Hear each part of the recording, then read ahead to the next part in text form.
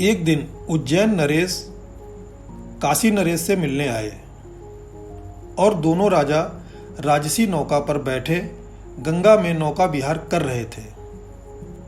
तभी उज्जैन नरेश ने गंगा की धारा में अटखेलियां करते तैलंग स्वामी जी को देखा और ये साधु कौन है पूछा। काशी नरेश से जानकारी मिलने पर जिज्ञासु राजा ने स्वामी जी को नौका पर बुलाने का आग्रह किया। तब काशी नरेश ने उन्हें निवेदन कर नौका पर आने को कहा और स्वामी जी आ गए। काफी देर तक दोनों राजाओं ने धर्म, वैराग्य, मुक्ति और मोक्ष पर अनेकों प्रश्न किए और तैलंग स्वामी जी हर प्रश्न का अकाट्य जवाब देते रहे। दोनों राजा स्वामी जी के तर्कों के सामने नतमस्तक थे। अचानक स्वामी जी ने काशी नरेश की गोद में रखी तलवार उठाई और उलट पलट कर देखने के बाद गंगा जी की गहरी धारा में फेंक दी। इतना देख दोनों राजाओं की भक्ति और वैराग्य की चर्चा ने अचानक उग्र रूप धारण कर लिया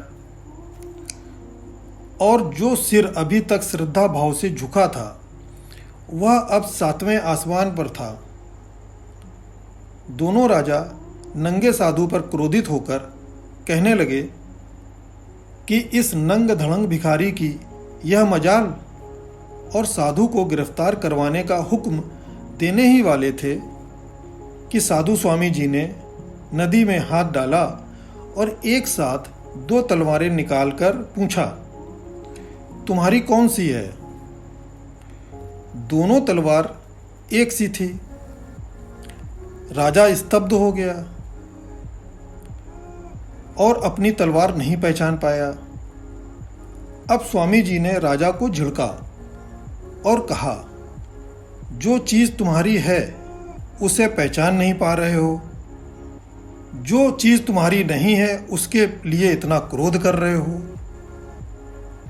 और कहा, ले पकड़ अपनी तलवार। और यह कहते हुए स्वामी साधु जी गंगा की धारा में कूद गए। तैलंग स्वामी जी ने ईश्वर के साकार या निराकार होने के अनेक सरल उदाहरण दिए।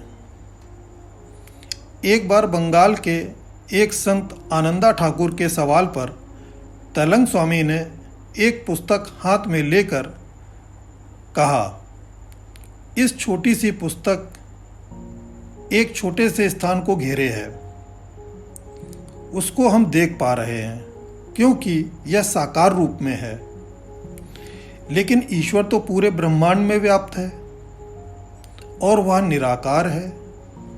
इसलिए हमें अपनी आंखें खोलनी होंगी और ईश्वर ज्ञान से नहीं अंतर्बुद्धि से दिखेगा।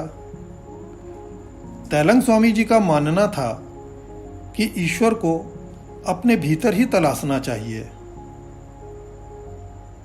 तैलंग स्वामी जी ने अपनी देह त्याग के बारे में पूरे 1 महीने पहले ही बता दिया था। उन्होंने अपना शरीर सोमवार शाम 26 दिसंबर सन 1887 को छोड़ा। इस समय स्वामी जी